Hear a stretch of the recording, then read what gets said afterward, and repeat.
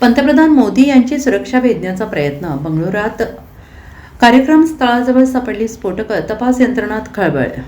पंतप्रधान नरेंद्र मोदी यांच्या बंगळूर दौऱ्याच्या आधी रविवारी शहराच्या बाहेरील भागात कार्यक्रमाच्या स्थळापासून थोड्या अंतरावर 2 जिलेटिन स्टिक्स जप्त करण्यात आल्याने खळबळ उडाली आहे. PM मोदी यांच्या कार्यक्रमाच्या जवळचे स्फोटके सापडल्याने पंतप्रधानांची सुरक्षा पाहणाऱ्या यंत्रणेसह तपास यंत्रणात मोठा हडकंप उडालेला आहे. ही स्फोटकं बंगळुरूच्या कागलीपुराजवळील एका आश्रमाच्या जवळ सापडली आहेत. या ठिकाणाहून 3 किलोमीटर अंतरावरील कार्यक्रमात पंतप्रधान सामील होणार होते. न्यूज एजन्सी ANIच्या मते विस्फोटक सापडल्यानंतर बंगळुरूचे सेंट्रल रेंजचे DIGनी सांगितलं की पंतप्रधान मोदी यांच्या येण्याआधी सुरू असलेल्या तपासणीत हे 2 जिलेटिन स्टिक्स रविवारी सकाळी फुटपाथच्या कडेला सापडले.